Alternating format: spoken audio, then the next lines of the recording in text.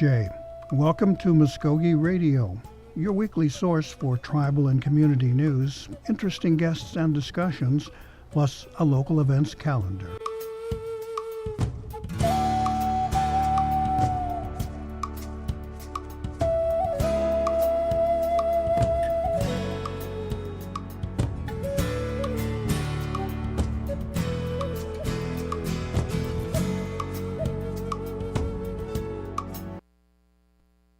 SJ, Estongo, Gary Fife, Jaho Jifkadas, Muscogee Radio, Mabu Hedjidawetchkis. Welcome to our program. This week,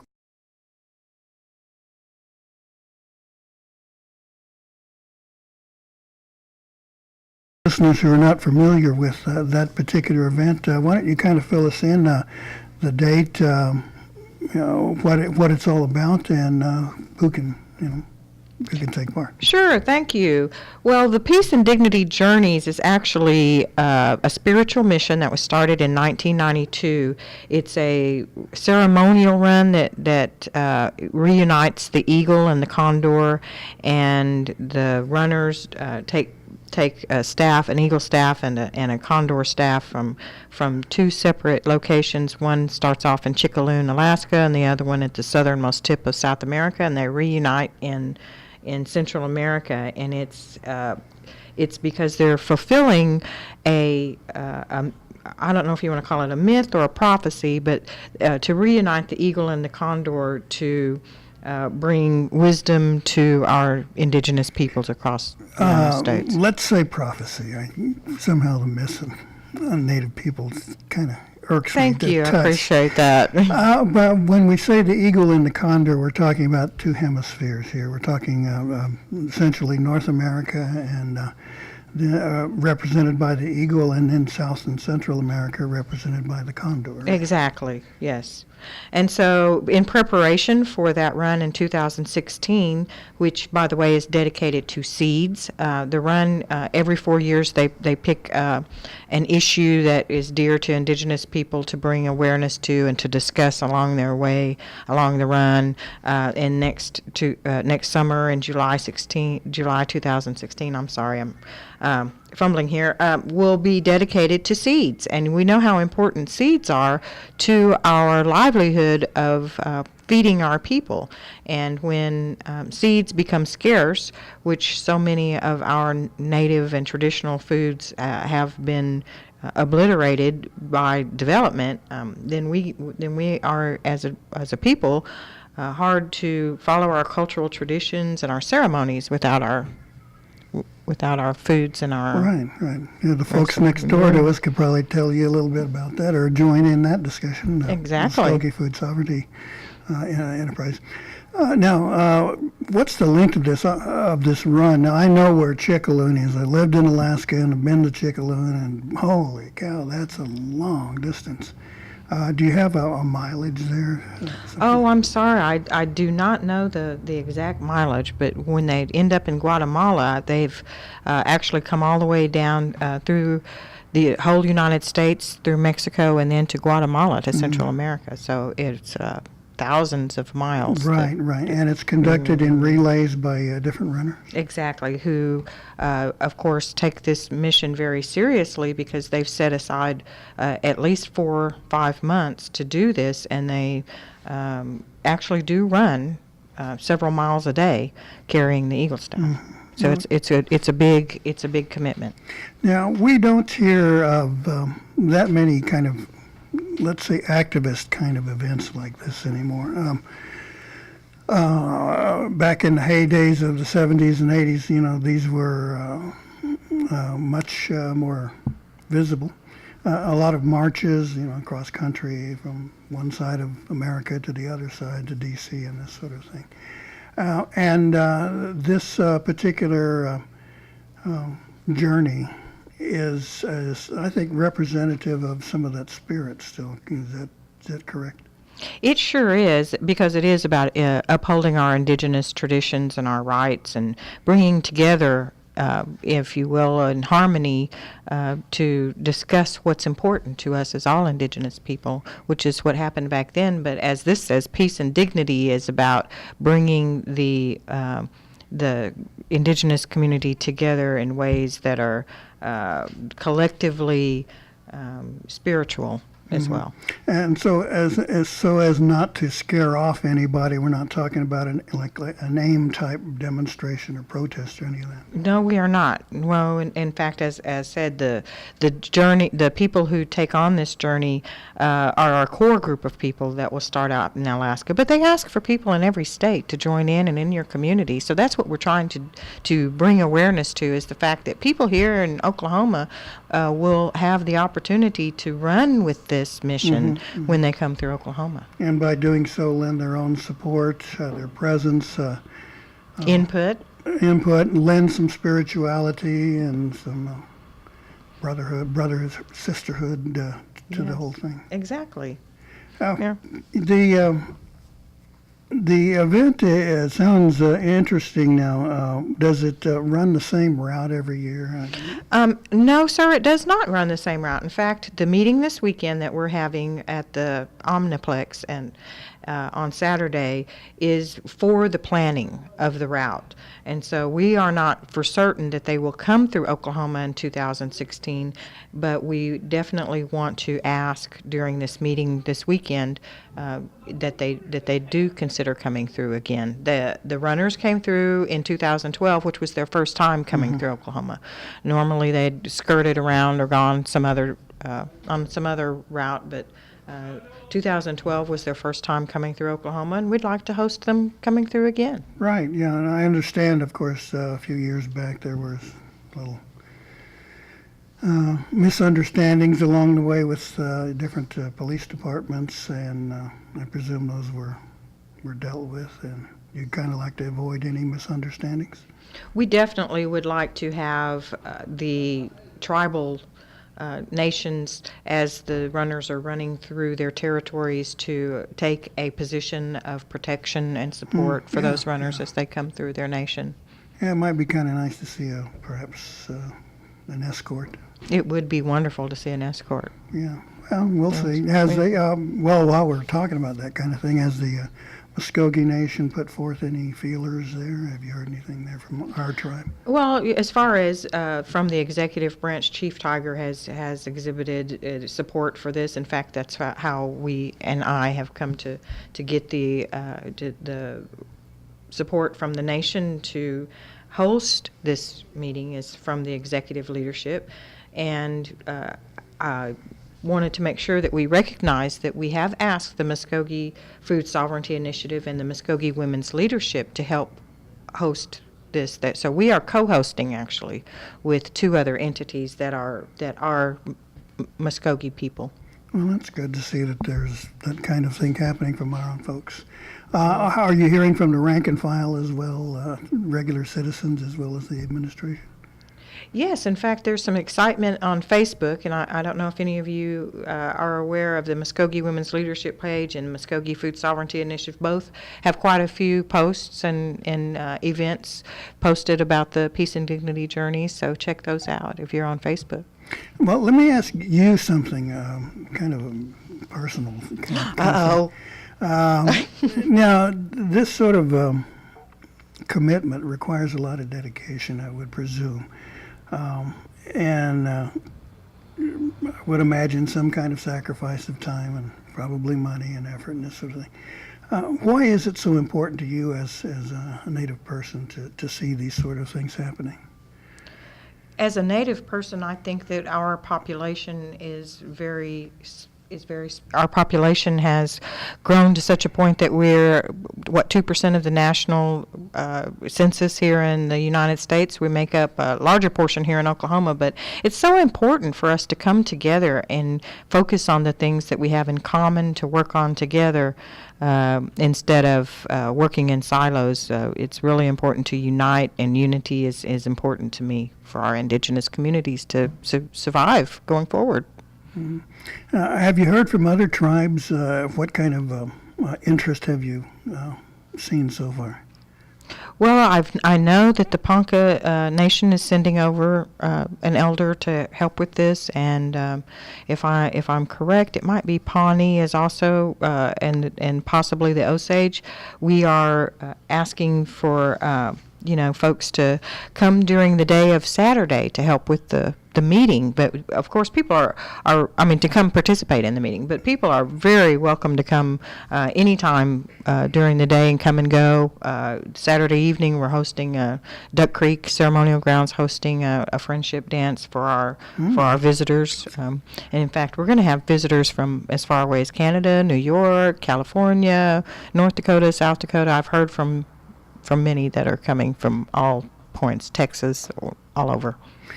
First of all, I guess a real important factor would be a date. Have you got a time period, set up a target for when this journey may pass through our part of the world?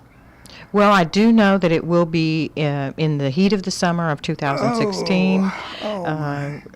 In 2012, they came through towards the end of July 2016, and it was quite a brutally hot summer, which made their commitment to running in that heat in the daytime during the day even more commendable. Well, I have visions of poor folks, suffering from heat stroke and that kind of thing. Do you have medical people around?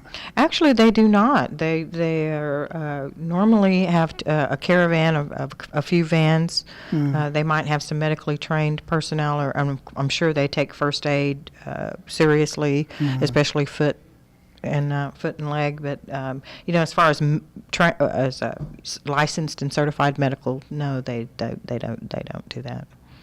So it's a prayer. They're depending. This is a spiritual mission, and Creator is going to protect them, and we think positive. Well, it's kind of hard to argue with. Excuse me. Can you elaborate a little more on the prophecy involved here? Is there a specific theme there? I know we mentioned seeds, but overall, is there the reuniting you mentioned before? It's a symbol. The reuniting is a symbol of our indigenous people's resurgence in our traditions and bringing forth the power of our indigenous people. It's a prophecy of once that reunification occurs in total, then we will be rebirthed or reborn with a new spirit going forward. Oh, that's great. Now, I think in Native America we've seen that kind of thing develop, and it's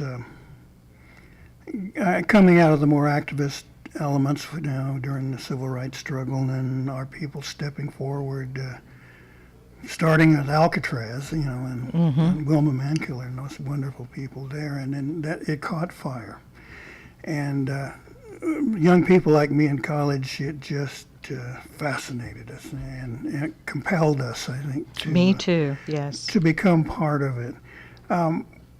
And then as we got older and began to fill many positions of responsibility, it took another form, I would say.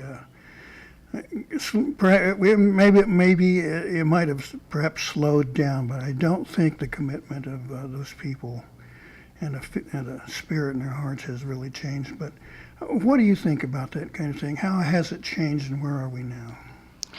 To me, I think that, with the new movements, there's several. The Idle No More movement came along. Yes. That was really huge for a while. Now we have the Indigenous Peoples Day movement. I mean, it's taken on different shapes and forms, but I think that the spirit, as you said, has always been there. We kind of had to regroup because I think that the American Indian movement and everything that they were trying to do was derailed because of the United States kept them tied up in court all the time. It was not only tying them up in court, but it sent a message to everybody else, that if you dare to protest too much or speak out too much, we're going to tie you up with arrests and all kinds of legal woes. And it was a deterrent. Just look at when Russell Means had a few marches in Denver against Columbus Day. And the last time he tried that in 2009, hundreds of people were arrested and charged in court, and they never held it again. So I think there's a deterrent factor that happened that has kept us from displaying our spirit. But it hasn't completely gone away because we still have those movements, as I said. Right. The warrior spirit is still alive. Mm-hmm. Now, you mentioned Columbus Day there. Actually, one of the guests I have planned for this program is from Oklahoma City, and they're going to make a formal movement to replace Columbus Day with Indigenous Day. Is that the route, taking on more of the socially established kind of things and making the world aware of our presence and our feeling about this thing?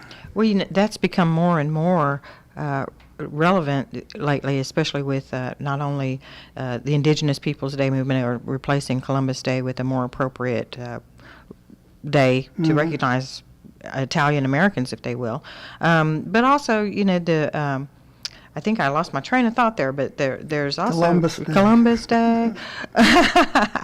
And I'm hoping you're going to speak with Sarah Adams Cornell, because she's my co-host. Yes, she's my co-host on Women Warriors Talk that we do at Talk Shows. But anyway, she's great, and the movement there has taken off. Just yesterday, I saw that Fargo, North Dakota Commission issued a resolution changing that. So I think bringing awareness to Indigenous people's thoughts, not only about the mascots, but about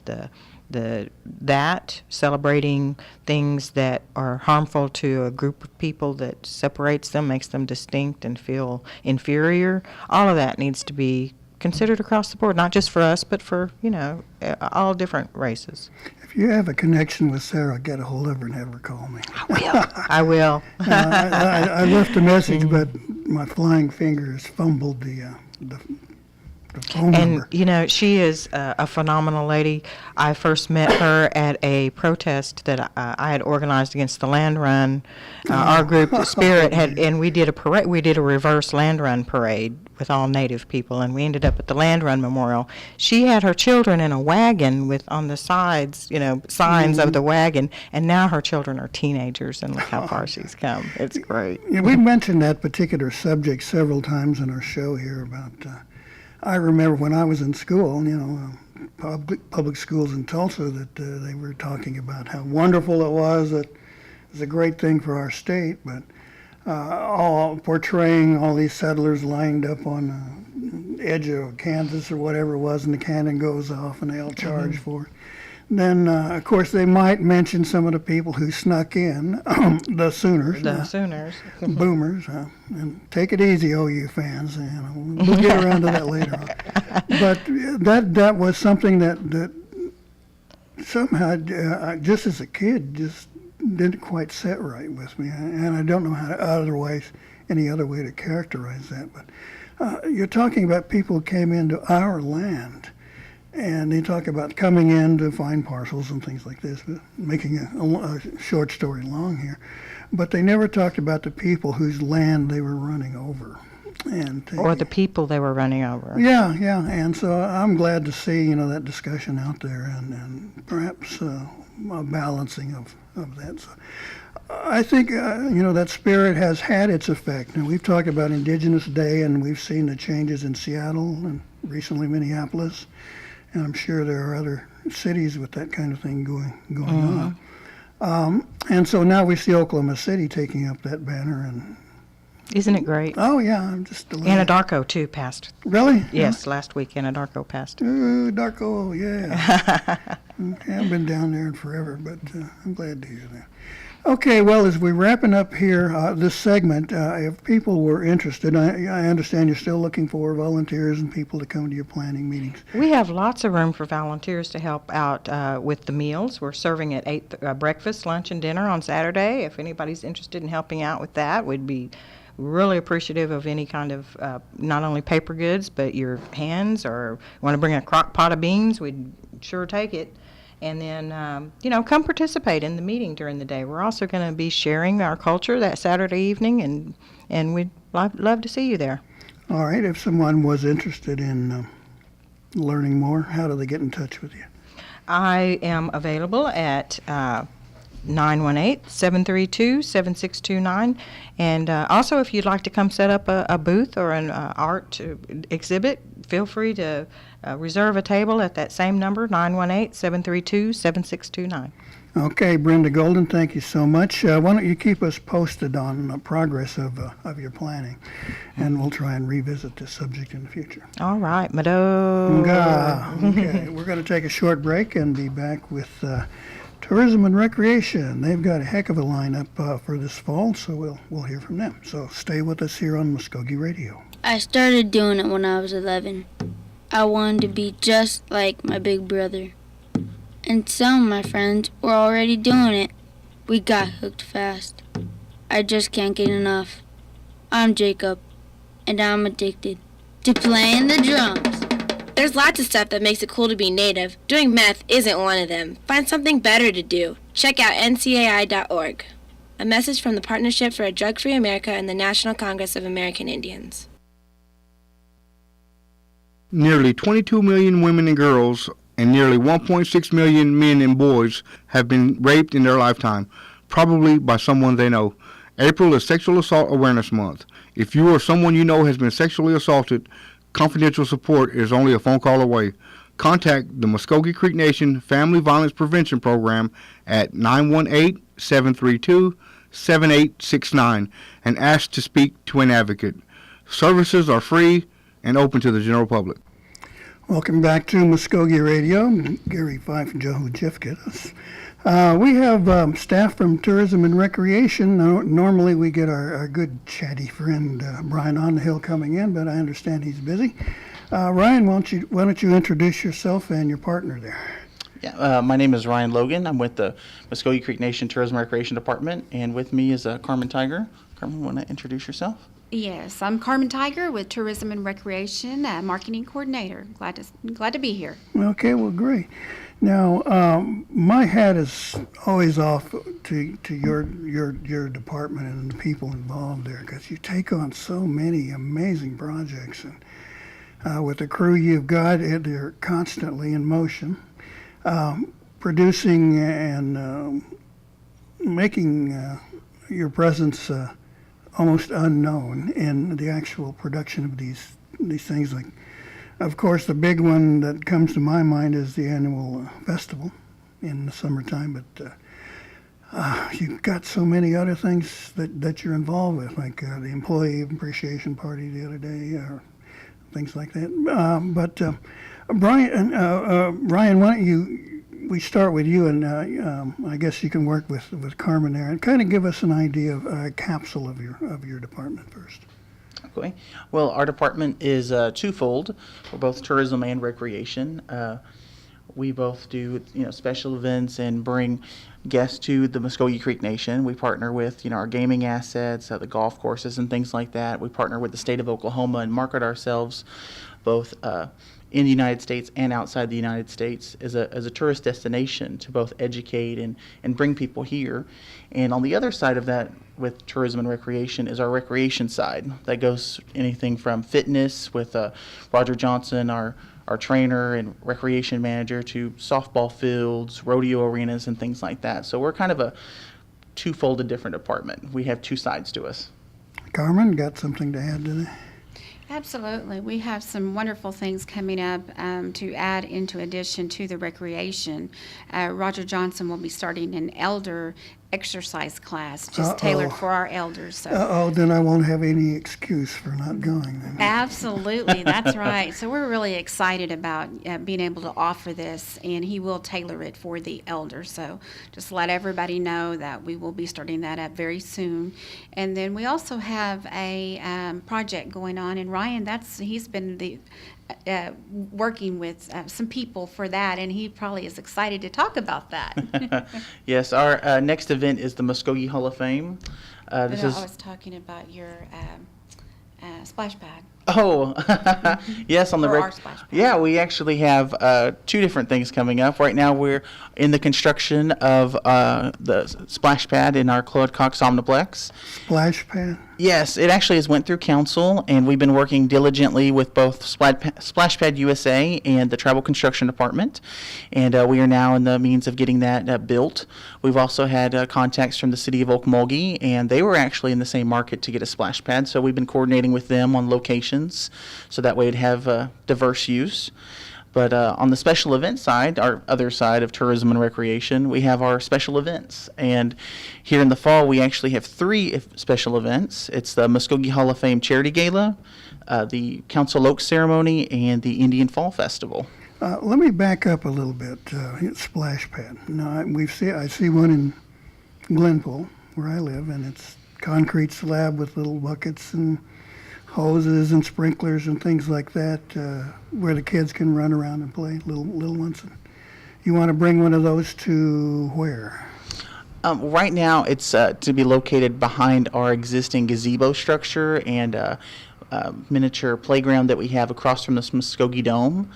We were very thankful that James Jennings sponsored the legislation and the council passed it unanimously. So we've had great support from the nation to add a feature for our youth over at the Claude Cox Omniplex here in Okmulgee. That's such a delightful idea. Kids are having a ball when they're playing it, and it's obviously getting too late to put one up now, but I presume one would be aimed at the summertime, next year? Yes, we were hoping it would be open at the very later portion of the summer months this year. However, we've had a few setbacks with some red tape and whatnot, but we're looking towards the future, and we know that our youth will be able to benefit from it for years to come. We're just very thankful that both council and chief's office fully supported it, and my hat goes off to James Jennings because he actually approached our department to get this pushed through. What a great idea! I mean, give our kids a place to play safely. Yes. That way they're not in a lake or a river somewhere where. Very true. And keeps them active. Yes, exactly. Okay. Running around in the water, and then at the gazebo, they can have a picnic. And so, sure, yeah. We just thought we needed something for the children to do, and the grandparents and families to have family time. Might be an opportunity for a vendor to sell some cold drinks or something also. Yeah. We'll see. Okay, well, forgive me for interrupting your train of thought there, but you mentioned the other events that are coming up very quickly here. So let's go over those one more time. Okay. The three events are the Muscogee Hall of Fame. It's actually coming up first. It's October 17th at the River Spirit Event Center. This event is a very unique event in that it is a charity gala. It benefits both the Muscogee Nation Festival and also the Creek Nation Scholarship Foundation. So we're thankful this is in our fourth year. We partner with River Spirit on getting this achieved. We reach out to the nation's vendors, usually banks, contractors, and things like that, and raise funds for two worthy causes. Great. Go to the people who've got the money. Yeah. Now, in the Hall of Fame, is there some idea of how they are chosen or what you're looking for when you select someone, and who actually makes those decisions? The very first year we actually had where recipients could send in applications and whatnot, and we had a few come in. We tried to create categories for them, but for each year it kind of just evolves into something else. So I know we work very closely with our chief's office, and he convenes with this cabinet and whatnot and selects those fine individuals. Okay. Well, now, what's the date on that again? October 17th at the River Spirit Event Center. It's not too far off. Huh? No, but it's just right around the corner. Okay, all right. Well, we've got the Hall of Fame, and then what's next? Council Oak? Yes, the Council Oak ceremony is coming up. It is October 24th. Now, that's a ceremony that's anchored in tradition there, and a very impressive time and place for our people to gather and remember who we are and where we came from, and even the city of Tulsa is really starting to pay attention there. So. Yes, we've had a lot of interaction the past few years with the city of Tulsa. The mayor of Tulsa has came down. They proclaim each year to be the Council Oak Day in the city of Tulsa. It can be traced back all the way to removal in 1836, because not many people realize the Council Oak ceremony is both as a remembrance and honoring to those individuals that were removed, our ancestors. But it's considered to be the first city hall in Tulsa. Now, for our listeners who are not familiar with the concept here, when we say Council Oak, we're talking about an actual tree. Yes. That still has survived the urban growth of Tulsa, and is still holding a strong place in our hearts. And was essentially one of the first gathering places of our people when they arrived here, right? Yes, that is correct. They actually arrived here in Indian Territory and placed the ashes from the ceremonial fires back from our homelands, and that's why we consider that the first city hall. Now, you have a kind of a warm glow coming from you, Carmen. Now, what does a ceremony like this mean to you? That's what I was just getting ready to. It's just a beautiful event to come out and enjoy and bring your family, but it's also an educational event as well. So it's just kind of a heart-wrenching event to come and see. I really implore everyone that has never been to really bring your families and come out.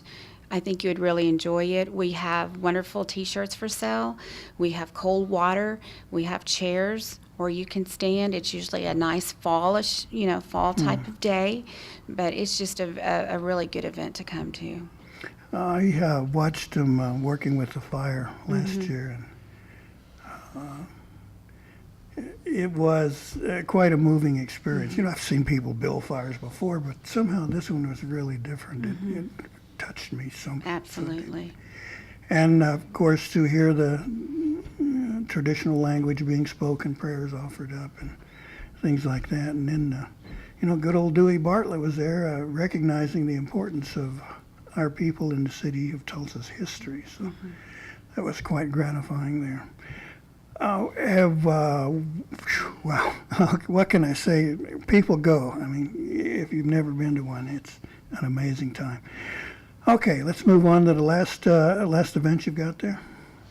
That would be our Indian Fall Festival. Now, we've held this event previously at the Riverwalk and also at the Claude Cox Omniplex, and this year it's a little bit later than usual, but we are actually going to host that at the Muscogee Dome in the Claude Cox Omniplex here in Okmulgee.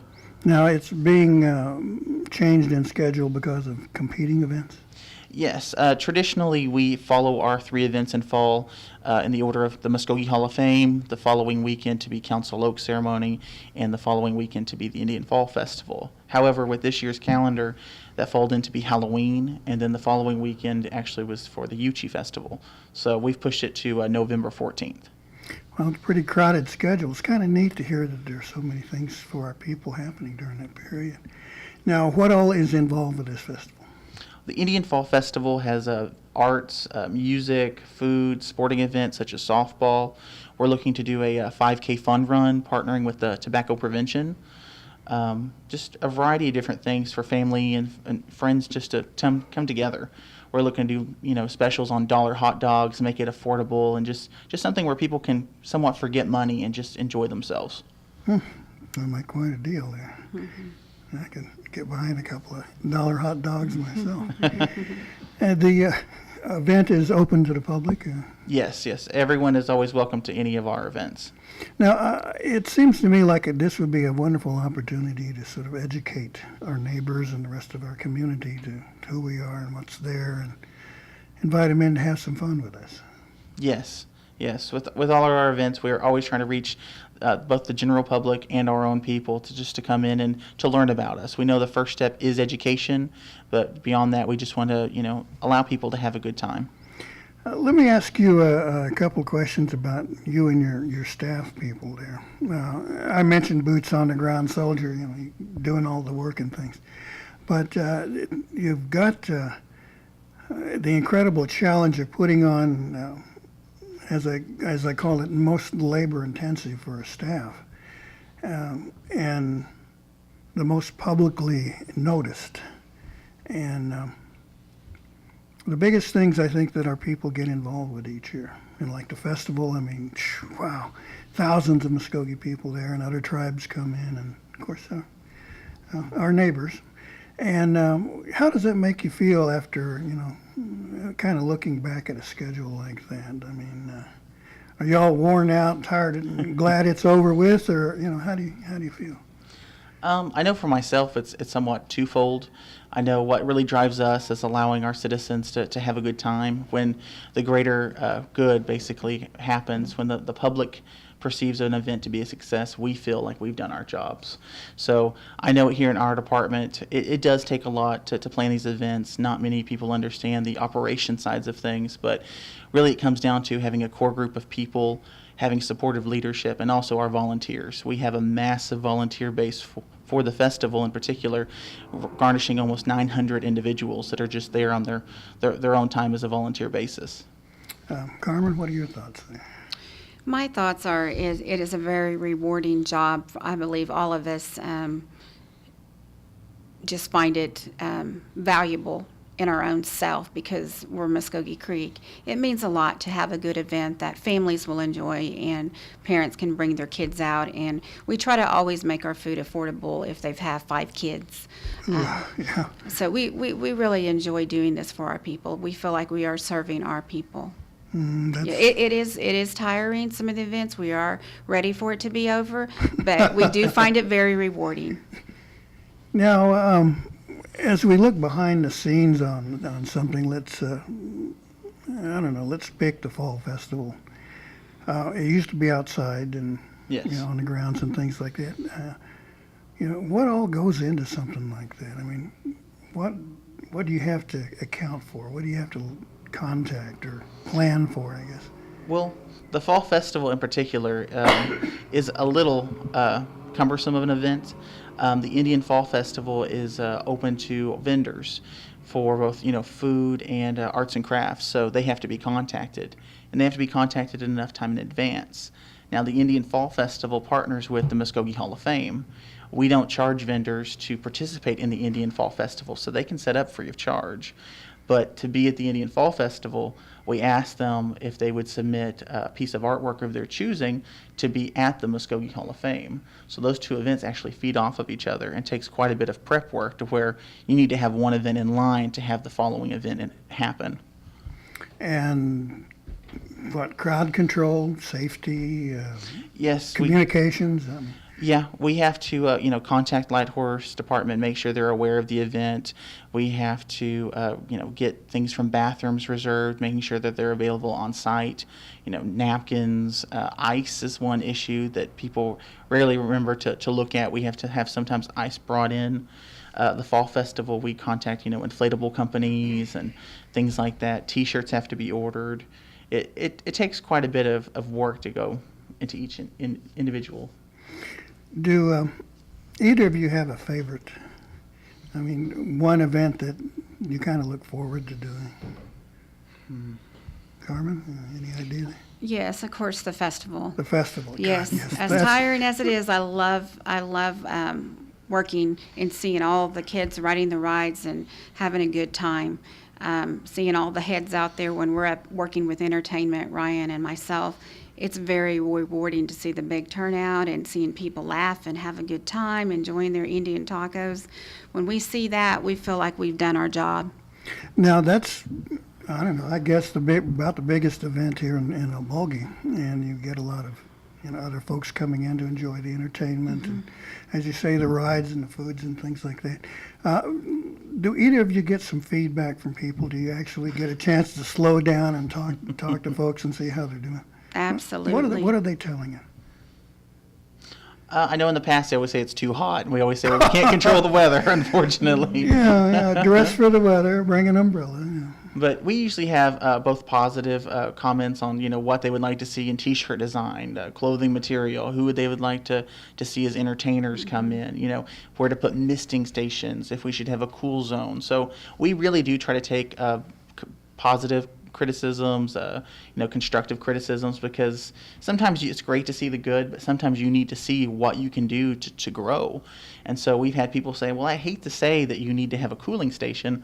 We say, no, we want to have that. We need to have a cooling station. We reach out with EMS and they provide a cooling station. So sometimes it's even just communication. That's usually our biggest battle, is just to let people know what we actually have there. And so we try to partner with all the different departments of the tribe to really push out there to what we actually have for individuals, because usually when they need a type of service at the festival, it's already there. EMS is there, firefighters are there, We have those first responders there. They have, like I mentioned before, a cooling station, misting stations. It's just making them aware of that service. Even transit. I really have to praise them with this previous year. They utilized themselves so much that they told me they had brought over 1,100 people over from the Omniplex to the housing and to also the main complex. Okay, well, more power to you. I mean, you guys do an amazing job. We'll try and participate in as many of your fall events as I can. And I'm proud to say Muscogee Radio was actually at the last festival, too. And we were on the grounds on Friday morning, and we're going to try and do that again. It was fun. We had a good time. All right, well, let me thank you, Ryan and Carmen. We appreciate you all coming down and talking to us and kind of filling us in on what you got planned. And good luck with it, and we'll, as I say to our last guest, we'll keep our eye on you and keep us posted, and we'll have you back in to talk about some upcoming things that are going to be very important to our people. So, Thank you, Gary. Okay, we'll take a very short pause, and then we'll be back with John Wagner from the Election Board. He'll kind of fill us in on what just happened last weekend and what we need to do to prepare for the upcoming biggie in November. So please stay with us. Hear that? That's the sound of Hope being killed by meth. Methamphetamine use is causing huge problems in our community. Hear that? That's the sound of something you can do about it. Events like rodeo, res ball, and family time can help keep kids away from meth. Talk to your kids. Keep our culture alive. A message from the Partnership for a Drug-Free America and the National Congress of American Indians. Learn more at ncai.org. I started doing it when I was 11. I wanted to be just like my big brother. And some of my friends were already doing it. We got hooked fast. I just can't get enough. I'm Jacob, and I'm addicted to playing the drums. There's lots of stuff that makes it cool to be Native. Doing meth isn't one of them. Find something better to do. Check out ncai.org. A message from the Partnership for a Drug-Free America and the National Congress of American Indians. Okay, welcome back to Mvskoke Radio. I'm Gary Fife, and now on this segment, joining me in the studio is our reliable election board staffer, John Wagner. Thank you, sir. Appreciate you coming back. Thanks, Gary. It's good to be here. Was Saturday a long night for you? It was. We started at 5:30 in the morning, got out at 2 o'clock the next morning. Oh, my. Oh, my goodness. Oh, my. Well, that was, of course, the primary. Correct. And we had, I don't know, was this a record number of candidates? Do you have any idea? I've never seen anything like this. Yes, to me it was, but I don't know the history of it, but yes, it seemed like to me there was. Yeah, well, in one sense, it's good to see so many people who want to get involved with our government, stepping forward to request from the voters their support, become involved. But we did narrow down the field significantly. So for the general election coming up, and that's November the 7th. Okay. Correct. We will have some choices to make then. But for those people who, as I say, aren't familiar with us, don't listen to Muscogee Radio a whole lot, what were the final results, and do you have vote tallies here? First of all, this is the unofficial version right now. Okay, yeah. It won't become official till after Friday next week. Okay. Okay, this is the unofficial now. For principal chief, it's the James Floyd and George Tiger. And for the Creek District, David Hill won it outright. In McIntosh District, Darrell Proctor and Sharon Wyatt Rose. Out of the Okfuskee District, Randall Hicks and Franklin Coachman. Out of the Okmulgee District, Dale Vince Beaver versus Nelson Scott Harjo. And out of the Tulsa District, Robert Huft and Alexis Bible Crosley. And Tukabuchi is Shirley Aid and Rufus Scott. And out of the Wagner District, Johnny Green won it outright. Right, and for second chief, of course, there were no candidates. No opposition, correct. Right, that was taken care of some time ago. Now, the vote totals, do you have any figures? No, all that stuff is going to be available after the period is over with, this week rather, and starting Monday or so, we'll have all those statistics. Now, I know that some of the unofficial numbers were published just kind of off the top of your head there, does that compare greatly with past vote totals? I mean, do we have more people come out? Yes, we had more this time than ever before. But who knows? There's no way to know. I mean, I don't know the history of it, but Yeah. if you dig back through, I don't know. But to me, as far as I know, yes. Are those records available? That's a good question. I don't know about that either. Nettie Harjo might know. She's been around since the tribe started. Okay, Nettie, we might want to come over and chat with you. Please don't get paranoid. We're not trying to uncover anything here. Just trying to do our jobs here. Now, the field has been narrowed down. You've talked about the candidates who will be involved in the runoff, the general. Between now and then, for those folks who did not participate for reasons that they missed a deadline or something, what now is available to them to take part? After the 24th of September now, they'll be able to register again. The absentee and the precinct will open after the 24th of this month. And That's not tomorrow, right? yes. Yes, tomorrow. And the absentee closes, though, October the 15th. And the precinct closes October the 28th. The reason why it closes October the 15th is because October the 19th, the absentee ballots will be mailed out. Mm-hmm. And those who received an absentee ballot this time will automatically receive one this time as well. Now, in the absentee ballot request, what all is involved again? And once again, it's just a recap of your name, your address, and the district that you live in with your roll number and your birth date, those things that make sure that everything's okay with the voter. Yeah, how about someone who lives in California or Oklahoma City or something like that? That's the problem, Some of these, to be honest with you, some of the absentee voters didn't return their absentee the request forms, and they didn't receive a ballot. Mm-hmm. But they have to have an absentee request form on file before they get a ballot. So what we had some absentee people come in and vote in the precincts, which creates challenge votes, by the way. Yeah. Yeah. And in fact, we had a lot of that. A lot of people voting out of their precinct or out of their district, or that were absentee would come and vote, and there were a lot of challenge votes this time. I think that's probably why we had to stay so late. Okay. That's why hopefully everybody that votes this time will vote in their district, in their precinct, and use the absentee ballot that's available to them. Now, with the challenge vote, are they still in limbo until they get verified somehow? That's essentially what it boils down to. We have to make sure that everybody, is a registered voter. Mm-hmm. So we can't have any sycamores coming in and trying to choose our chief. Right? That's correct. Okay, now, when would you think that your work on developing an official tally might be? I think Monday probably, or Tuesday for sure.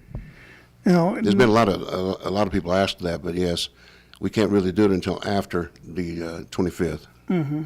And to your knowledge, has that segment of the voting population really affected an election? And I don't really know, because I have noticed, though, there's a lot more interest now in these statistics of it.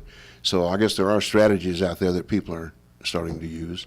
Yeah, of course, it's a political season, and right. People are conducting their strategies accordingly.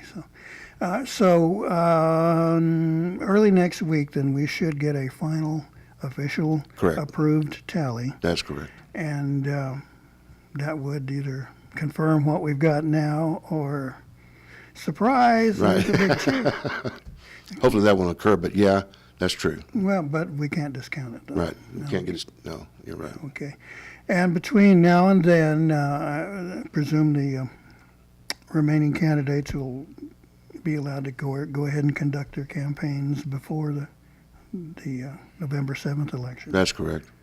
And what have you seen happen between a primary and a general? Does that activity really kick up? I mean, people really do a lot of rallies or meetings or things like that?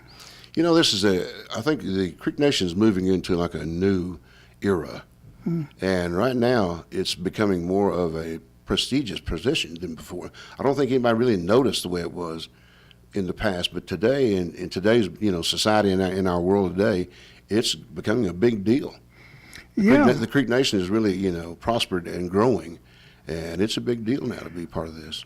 Well, just kind of speculating or just casual observance here. It's we've got a lot of economic strategies going on that require guidance and people's input, and then political strategies, of course, with the state and with the feds. That's become more important for us to continue to grow and things like that. So people have to pay attention, I guess, and things like that. Well, those who really love the Creek Nation, will be blessed and honored, with what's going on, with what's taking place. Mm-hmm. And of course, there still will be some tough decisions. Not everything that's on that drawing board is going to work. That's correct. You have to make some hard choices sometimes. Sometimes it does occur. I agree. And of course, you're speaking unofficially. That's correct. Because once again, not only get your tail in the ringer there. Can I interrupt just a second? Please. I want to give a shout out to Tracy Lowe. Tracy Lowe is one of our staff members, and we love her very much. And she's ill right now. And, oh my! And we want to pray for her, and we want to let everybody know that we're supporting her. And so, it's important that we say hi to Tracy. Okay, well, Tracy, I hope that you're going to be on the recovery trail there. Yeah, speaking of staff, with the tourism and rec people, I kind of asked them about their perceptions of their job. Now, of course, it's got to be the busiest part of any season for you during the elections. What do your people think? How are they holding up? Do they get tired or discouraged? Or, it's got to be hard. And then, of course, there'll be voters who aren't happy and complaining and this kind of thing and dumping it on you guys. So how are you holding up? Well, that's all part of it, and we understand that. It's a people business, so you have to understand that, in a people business, nothing's perfect. So, yeah, we learn to roll with the punches, that's for sure. Mm-hmm. But like I say, I enjoy the job. It's a lot of fun. You better, because it's a tough one from what I've seen. It sure is. Now, well, we can be thankful that we don't have a Donald Trump running. Okay. Big in our creeks, though. Okay, and once again, as I said before, the opinions stated by Mvskoke Radio are those of the host with a big mouth and the guests, and not necessarily those of 1240thebrew.com, nor the Muscogee Creek Nation, or even my dog. Now, where do we go from here between now and the election in November? What will your staff be charged with doing, or what will your task? Well, here recently we're getting a lot of registration, a lot of new ones, and a lot of change of addresses and people that changes precincts or districts. And also, too, we're getting a lot of absentee request forms that people didn't, I guess maybe they didn't think about it or didn't think it was important enough at the time, but now they are. And so we're concentrating on that. It's a busy time. Is that the usual kind of thing? I mean, can you sort of expect people to say, "Oh, whoops, I missed the deadline"? Once again, though, this is a new era, because now there seems like a lot more interest. Yeah, I noticed well, we just sort of have to say it. There have been a lot of things that have been happening, good and bad, that people are paying attention to, and I think wanting to weigh in on. So the vote is the way to do it, I guess. Correct. And we do urge you to come out and please vote. Please vote in your district or precinct. Yeah. Now, it takes a while for them to count those challenge votes. It does. That was the main difficulty. Mm-hmm. And, of course, staff time and energy and things like that. Now, as the candidates get ready for the November election, I noticed there are some rules that apply to the kind of electioneering they can do around a polling place. Yeah, 300 feet, 50 feet, that kind of thing. Those kind of rules have to be obeyed, though. And we had one, I think, particular incident where we had a voter come in with the candidate's picture on their shirt, that kind of thing. That can't be done. And also, the candidate can't leave pamphlets around the polling area, or write things on, that will influence somebody's vote. Yeah, I noticed in Glenpool just this whole little forest of signs right up and down 75. Right. Speaking of those signs, what happens to them after an election? Are they required to take them down? I was going to say, that it's important that they do take their signs down, because in some places they'll be fined. Mm-hmm. Some cities have a code or somebody that's going to enforce that, and there'll be a fine passed out. So, yeah, get them up as soon as you can. Plus, they're darn annoying after a while. Come on, folks, get this thing out of here. Now, the final vote will come in November, and will it take you any longer to count those votes than it did for the primary? I mean, you've got less people to I don't know. It depends on how many people vote and how it goes. And once again, those little challenge votes that became the obstacle in time-wise, rather. Mm-hmm. And so, folks, if you don't want your vote challenged, go to your own district. And some of them do get angry about being challenged because they think that because they're registered voters that they can just go and vote anytime they want to, any way they want to, and that's not true. Mm-hmm. And, let's talk specifics here. The polls open at what time? 7 o'clock in the morning till 7 o'clock in the evening. Some pretty hardy volunteers there. They sure are. Still having breakfast while they're counting votes. And it's only on one day. Correct. And that will be the 7th, which was Saturday? That's a Saturday. Okay. And by law, Constitution, first Saturday in November. And at 7 o'clock, they close. Yes. And what happens to the ballots at that point? They are brought to the complex. Is that like in a sealed box? Oh, yeah. Oh, yeah. All kinds of seals on it. Mm-hmm. And so there's very strong efforts to prevent any tampering. Or any kind of any type. It would take a grenade to open some of those. Well, that's good to know that. And then Light Horse brings them back? Or Always. They're in the company of a Light Horse and an election board staff or board. Mm-hmm. Always two. There's never one alone with it ever. Yeah, and any time, have there been outside observers to accompany those? Occasionally we have, watchers that will watch, but that's all they do is watch. Mm-hmm. They haven't any power. No. And, of course, there's still the questions of the Carter Center maybe being around, but we don't know yet. Once again, but the watchers have to understand, people out there have to understand that watchers can't walk around. They sit there. Mm-hmm. And the only time they get up is if they're invited to get up to come look at something. Otherwise, they're quiet and they sit in one spot. So there's no such a thing as wandering around looking, that doesn't occur. And when the votes are collected, they're transported to the main complex yes. building, and what happens there? That's when the votes are counted. Okay, so they're physically removed from their containers and eyeballed, counted, or is it run through a machine? What happens there? Yeah, well, the machine is already there at the precinct. Mm-hmm. The numbers will be brought in. And the absentee one is at the complex, Mm-hmm. the absentee counter. And that's when we have a whole room of absentee workers, the election board, and all the watchers there to watch how the process works. Okay, and then they're sealed away and... Sealed away forever. Yeah. Okay. Oh, boy. All right, well, I tell you what, John, good luck with it. And, of course, we're going to be watching it pretty closely. It looks like a heck of an election coming up then. Thanks, Gary. Yeah. All right, Meadow, we appreciate Say hello to you. Tracy now, once again. Say hello, Tracy, and we hope that you get well soon. Okay.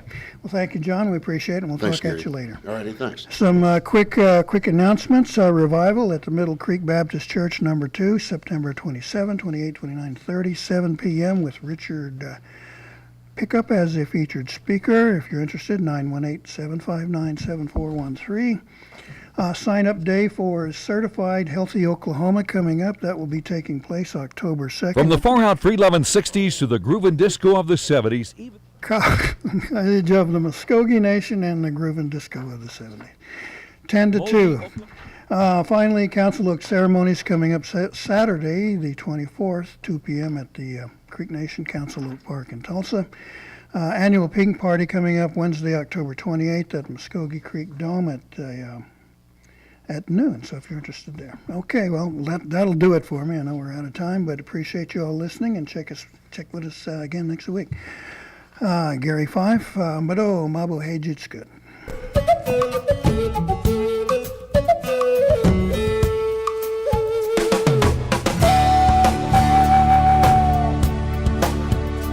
You've been listening to Mvskoke Radio. Join us again next week for more local, tribal, and community news and updates. Mado.